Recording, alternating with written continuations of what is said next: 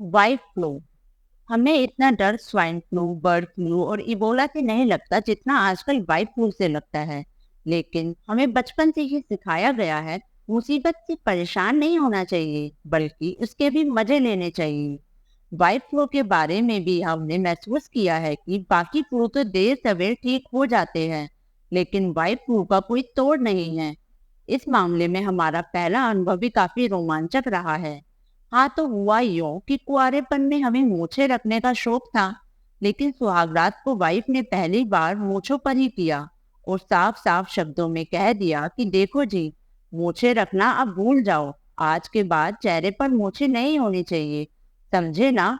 हमने इसे कोरी धमकी समझा और दिन भर दोस्तों के बीच मूछ ऊंची किए घूमते रहे।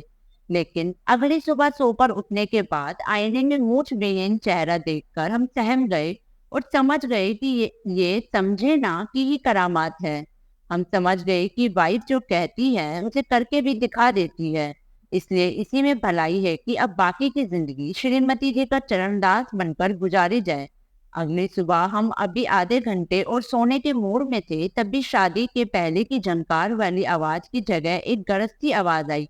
देखो जी, बहुत आराम हो गया, चलो उठो, नल में पानी आ गया है। पहले पानी भरो, इसके बाद सब्जी लेने भी जाना है। फिर थोड़े प्यार से बोली, देखो जी, सबसे पहले चाय बना लाओ, साथ ही पियेंगे। गर्म हवाओं के बाद ठंडी सी फुहार ने हमें राहत पहुंचाई और हम दौड़ते हुए रसोई की तरफ भागे। अब हमारे लिए शोध का विषय हो गया कि आखिर वाइफ फ्लू होता क्या है, यह आता क्यों है, इसके लक्षण क्या है और इसके वायरस कहाँ से फैलते हैं।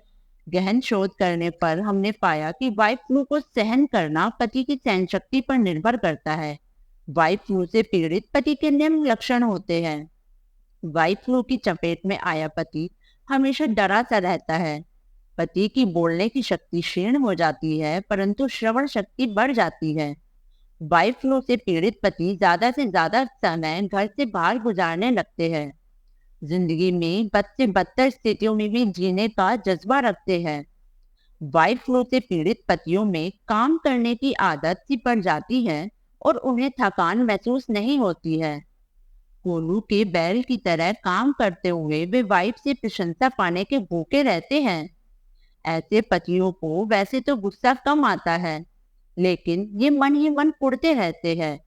वाइड फ्लू के वायरस के बारे में शोध करने पर कुछ मजेदार बातें सामने आई है। इस फ्लू के वायरस शादी ब्याह की जगहों पर बहुतायत से पाए जाते हैं। कुंवारे लड़कों पर एकदम अटैक करते हैं। ये वायरस पहले मीठे सपने दिखाते हैं, फिर सपने को साकार करने की रनक जगाते हैं। इसके बाद जिंदगी को रोगी बना देते हैं। इस वायरस को फैलाने में दुल्हन की बहन और सहेलियां मुख्य भूमिका निभाती है और भाभियां हवा देती है।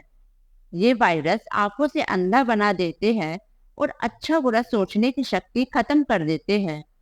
इस शोध के बाद जब हमने अपनी स्थिति के बारे में सोचा, तब पाया कि हमारी शादी के समय भी जब हमारी भाभी ने हमें इशारे से एक कमसिन नाजुक सी लड़की को दिखाते हुए हमारे अरमान जगाए थे, तब हम हवा में ऐसे उछले थे कि सीधे उसी के पास जाकर गिरे थे।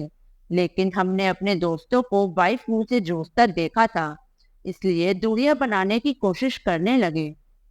तब उसने बड़ी नजाकत के साथ कहा, तुम तो मुझसे ऐसे डर रहे हो जैसे मैं कोई चुड़ैल हूँ, और भोरा भी मोहब्बत में अपने आप को कुर्बान कर देता है। तो फिर तो तुम इंसान हो, हमारी मोहब्बत की कीमत समझो। जिस अंदाज में उसने ये बातें कही थी, हम अपना आपा खो बैठे थे और फिर तो हम भवरे की तरह उसके आगे पीछे घूमने लगे। बस इसके बाद वह हमारे वायरस लगने से खुश हो गई और गाने लगी, बहारों फूल बरसाओ, मेरे पति को वाइफ फ्लू होने वाला है। खैर जनाब, जैसा कि हमने पहले भी जिक्र किया है कि इसके वायरस सीधे अटैक करते हैं और बचने का कोई मौका नहीं देते हैं, तो हमारी शादी तो होनी थी, सो हो गई और इसके बाद हम वाइफ फ्लू में जकड़ते गए। हमने महसूस किया है कि इस वायरस की चपेट में आने पर कुछ उपाय करते रहना चाहिए, जो कि पेन किलर का काम करेंगे और वायरस का दर्द कम हो जाएगा। फिर पति लोग धीरे धीरे इसके आदी हो जाएंगे। वाइफ फ्लू से बचने के उपाय। वाइफ फ्लू से पीड़ित पति को अपनी श्रीमती जी की तारीफ करते रहना चाहिए, जिससे कि वह वायरस का अटैक करने का मौका कम मिल पाए। पति को श्रीमती जी की हाँ में हाँ मिलानी चाहिए, जो कि एंटीबायोटिक्स की डोज का काम करते हैं। इसमें कमी होने पर वायरस को मजबूत होने का मौका मिल जाता है। जब श्रीमती जी की सहेलियां या मायके के लोग आए तब भागदौड़ कर घर के काम करने चाहिए। जब वे लोग पति की तारीफ करें तब कुछ दिन तक वाइफ को कंट्रोल में रहता है। जब श्रीमती जी मेकअप करके बाजार जाए तब एक कंधे पर झोला और दूसरे कंधे पर बच्चों को लादने में देरी नहीं करनी चाहिए। इसमें देरी होने पर श्रीमती जी के क्रोध के साथ ही वायरस सक्रिय होने लगता है। जब वाइफ किसी सामान को पसंद कर रही हो, वह मोल भाव कर रही हो, तब बीच में टांग नहीं अड़ानी चाहिए। श्रीमती जी के साथ बाजार जाते समय भरपूर पैसे रखने चाहिए और खर्च करने में कंजूसी नहीं दिखानी चाहिए। पीड़ित पति को अपने बचाव के लिए सुबह से शाम तक अपनी पत्नी के नाम का जाप करते रहना चाहिए। यदि दिन अच्छा नहीं हो तो ऑफिस से छुट्टी लेकर श्रीमती जी की सेवा में दिन गुजार देना चाहिए। वाइफ फ्लू पर हमारा शोध चरम पर था। तभी श्रीमती जी की आवाज से हम फिर सहम गए। चलो जल्दी उठो, बहुत आलसी हो गए हो। आज इतवार है, इसका मतलब यह नहीं कि बिस्तर पर पड़े रहोगे। घर के काम करते हुए कपड़े सूखने सूखने डालने और उठाने के लिए हम बार बार छत पर जाते थे। वहां हमारी मुलाकात पड़ोस की मिसेस पिल्लई से हो जाया करती थी। एक दिन उन्होंने प्यार से कहा, मिस्टर निरंजन, तुम बहुत हिम्मत वाला। तुम इतने दिनों से वाइफ फ्लू से बीमार होने के बाद भी कैसे दौड़ दौड़ के काम करता। सच में अपुन को तुम्हारे जैसा हस्बैंड मांगता। मिसेस पिल्लई की सहानुभूति भरी बातों से हम गदगद हो गए और बोले, आप कोई चिंता नहीं करने का, जब आप बोलेगा हम हाजिर होगा। अब मिसेस पिल्लई का प्यार हमारे लिए एंटीबायोटिक की डोज हो गया था, जो हमें वाइफ फ्लू से निपटने की ताकत दे रहा था, और हमारा अधिकतर समय छत पर गुजरने लगा। एक दिन मिसेस पिल्लई की काम वाली रमिया बाई ने हमारी मुलाकातों वाली बात श्रीमती जी को बता दी।